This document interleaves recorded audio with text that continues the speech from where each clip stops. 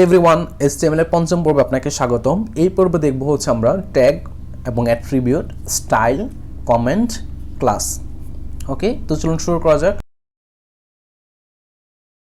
আমরা HTML পেজটি আমাদের এডিটর ওপেন করেছি। এই হচ্ছে আমাদের HTML পেজ। তো গত পর্বে ছিল এরকম, তো আজকে হচ্ছে আমরা আরও অন্যান্য কিছু কাজ দেখব, বেশ কিছু কাজ দেখব।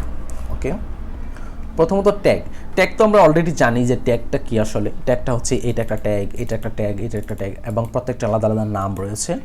Body tag, head tag, title tag. Okay, so অ্যাট্রিবিউটটা কি? কিছুক্ষণ আগে যখন আমি আমার কাজ করেছিলাম ইমেজের এবং লিঙ্কের, তখন আপনারা একটি জিনিস লক্ষ্য করেছেন, সেখানে আমি কিন্তু এসআরসি দিয়েছি এবং এই ট্যাগের ভিতরে, ওকে, ট্যাগের প্রথম অংশের ভিতরে আমরা কিন্তু একটা ইমেজের লোকেশন এখানে বলে দিয়েছি। সো এইটা এসআরসি যেটা আমি লিখেছি, এইটাকে বলা হয় অ্যাট্রিবিউট, এবং এইখানে লিখেছি এইচআরএফ, অর্থাৎ এইচআরএফ। সো এইটা হচ্ছে আমার অ্যাট্রিবিউট, এইটা হচ্ছে অ্যাঙ্কর ট্যাগের অ্যাট্রিবিউট, এটা হচ্ছে ইমেজ ট্যাগের অ্যাট্রিবিউট। আমি এখানে ভিতরে যত কিছুই লিখি না কেন, সবগুলোই হবে একটা অ্যাট্রিবিউট, রাইট? যেমন টার্গেট, এবং এই অ্যাট্রিবিউটের একটা সিনট্যাক্স, সব সিনট্যাক্স একই।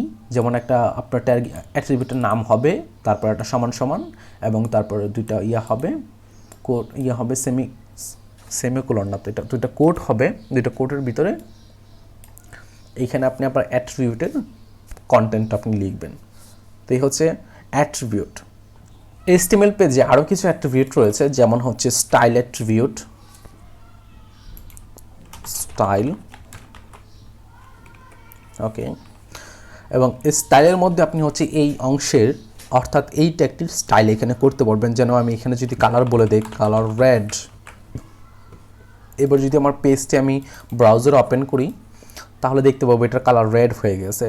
এবং আমি যদি এখানে বলে দেই ফন্ট সাইজ 20 পিক্সেল, তাহলে যদি এবার আমি ব্রাউজারে যাই, রিলোড দিই, তাহলে এটার সাইজ একটু বড় হয়ে গেছে। সো এইভাবে অ্যাট্রিবিউট দিলে আমাদের ট্যাগগুলোকে আমরা কন্ট্রোল করতে পারি। ওকে, স্টাইল ট্যাগ ছাড়া রয়েছে আইডি ট্যাগ, আইডি। এটা আমি একটু মুছে দেই।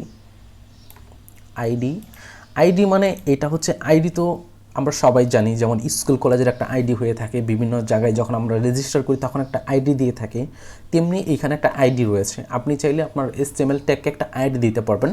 যেমন এইটাকে আমি দিলাম লিঙ্ক, এটাকে দিলাম লিঙ্ক আইডি। ওকে, এবং এইটাকে আমি ক্লাস দিতে পারবো, ক্লাস গুগল। ওকে, ক্লাস গুগল। সো এইটাকে যদি আমি না দিয়ে থাকি, এইটাকে গুগলটা যদি এইখানে দেই আর লিঙ্কটা যদি এইখানে দেই, তাহলে বিষয়টা আরেকটু বোঝাতে সহজ হবে। যেমন আপনার HTML পেজে অনেকগুলো লিঙ্ক থাকতে পারে, সেইগুলোর আপনি ক্লাস দিতে পারেন লিঙ্ক, বাট আইডি যখন আপনি দিবেন, আইডি একটাই হবে আপনার HTML পেজে। যেমন এইখানে দিয়েছি গুগল, এবং যদি আরও অন্যান্য গুগলের লিঙ্ক থাকে, সেখানে আপনি গুগল আইডি দিতে পারবেন না, কারণ আইডি কখনো ইউনিক হয় না। ক্লাস আপনার মাল্টিপল দিতে পারবেন, মাল্টিপল ক্লাস থাকতে পারে আপনার, বাট আপনি যখন আইডি দিবেন তখন আপনাকে ইউনিক আইডি দিতে হবে, অর্থাৎ এই আইডিটা আপনার ওয়েব পেজে অন্য কোথাও থাকতে পারবে না। এবং আপনি যদি ক্লাস ইউজ করেন, তাহলে এই ক্লাস আপনি যে কোনো জায়গায় ইউজ করতে পারেন। আপনি চাইলে এই ক্লাসটাকে আপনি এই প্যারাগ্রাফটাকে ইউজ করতে পারেন, এখানে ইউজ করতে, সব জায়গায় ইউজ করতে পারেন। ওকে, সো এই ছিল আইডি, ট্যাগ এবং ক্লাস, অ্যাট্রিবিউট, স্টাইল। ওকে, সো প্র্যাকটিস করুন, দেখা হচ্ছে নেক্সট টিউটোরিয়ালে। ভালো থাকবেন সবাই।